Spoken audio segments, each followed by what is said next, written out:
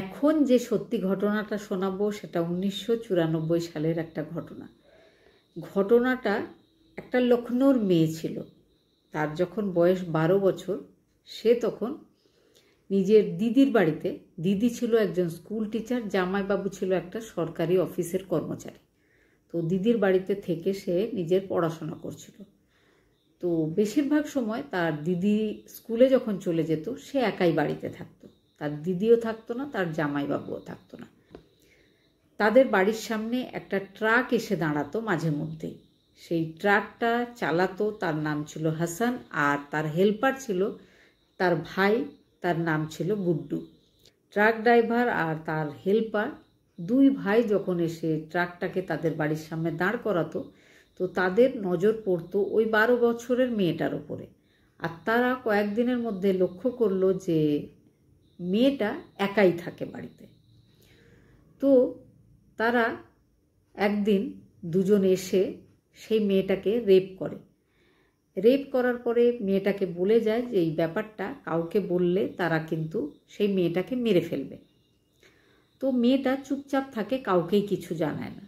তারপরে মাঝে মধ্যেই কিন্তু দুই ভাই একই রকমভাবে মেয়েটাকে বারবার রেপ করে। করতে করতে বেশ কিছুদিন হয়ে যায়, মেয়েটা কিন্তু কাউকেই এই ব্যাপারটা জানায়নি। হঠাৎ করে বেশ কিছু মাস পরে জানতে পারা যায় যে সেই মেয়েটা প্রেগনেন্ট। বাড়ির লোকজন যখন এবার তাকে জিজ্ঞেস করে, তখন সে বলে যে কি ঘটনা ঘটেছে, কিন্তু সেই সময় এতটাই দেরি হয়ে গেছিল যে আর কোনো রাস্তা ছিল না। মেয়েটা 13 বছর বয়সে একটা ছেলেকে জন্ম দেয়। ছেলে জন্ম হওয়ার পরে তারা ওই ছেলেটাকে তার এক নিঃসন্তান আত্মীয়কে দিয়ে দেয়। তো তারা নিজের বাচ্চার মতো করে সেই ছেলেটাকে মানুষ করতে শুরু করে। এদিকে এই মেয়েটার যখন 18 বছর মতো বয়স হয়, তখন তার বিয়ে দিয়ে দেওয়া হয়। বিয়ে করে সে শ্বশুরবাড়ি চলে যায়। শ্বশুরবাড়িতে গিয়ে তার 2-2.5 বছর মতো সংসার করা হয়েছিল। তার মধ্যে তার আবারও একটা ছেলে হয়। তারপরে তার হাজব্যান্ড জানতে পারে সেই পুরনো একটা ঘটনা কোথাও থেকে। জানতে পারার পরে সে কোনো কথাই শোনেনি স্ত্রীর, সে তার স্ত্রীকে বাড়ি থেকে বের করে দিয়েছিল। তো মেয়েটার মা বাবা কেউ ছিল না। তো মেয়েটা আবার এসে নিজের ছোট বাচ্চাকে নিয়ে একাই থাকতে শুরু করে লখনৌতে। তারপরে কেটে যায় বেশ কিছু বছর। মহিলার বয়স হয় 37। আর সেই প্রথম ছেলে যেটা রেপ থেকে জন্ম হয়েছিল, তার বয়স যখন 24 বছর, সে নিজের মা বাবা বা আশেপাশের লোকজনের কাছে জানতে পারে যে যেখানে সে মানুষ হচ্ছে তারা আদৌ তার মা বাবা নয়, তার মা অন্য কেউ। তো যখন সে জানতে পারে যে তার মা লখনৌতে থাকে, তো সে চলে আসে মায়ের কাছে। মায়ের কাছে সে বলে, নিজের পরিচয় দেয়। মা তাকে একদম পছন্দ করতো না, কিন্তু মায়ের কাছে সে বারবার আসে, এসে বলে যে আমি তোমার ছেলে, তোমাকে বলতেই হবে যে আমার বাবা কে। তো বারবার অনুরোধ করার পরে মা এক সময় বলতে বাধ্য হয়। পুরো ঘটনাটা নিজের সেই প্রথম ছেলেটাকে জানায়। তখন তার প্রথম যে ছেলে, সে বলে চলো আমরা আবার শাহজাহানপুর যাব, যেখানে তুমি পড়াশোনা করতে থাকতে বা যেখানে তোমার সাথে এইরকম একটা বাজে দুর্ঘটনা ঘটেছিল।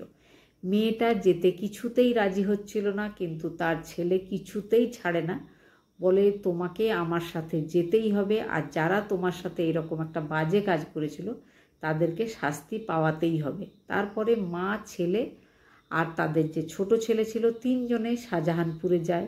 গিয়ে অনেক লোকজনের কাছে সেই গুড্ডু আর সেই হাসান যারা ট্রাক চালাতো তাদের ব্যাপারে জানতে চায়, কিন্তু অনেকগুলো বছর কেটে গেছিল, কেউ তাদের ব্যাপারে কোনো রকম ইনফরমেশন দিতে পারছিল না।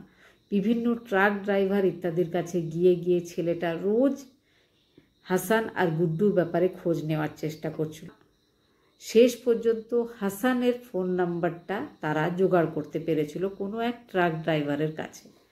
তারপরে তারা কোর্টে যায়। কোর্টে গিয়ে গুড্ডু আর হাসানের নামে একটা কেস করে।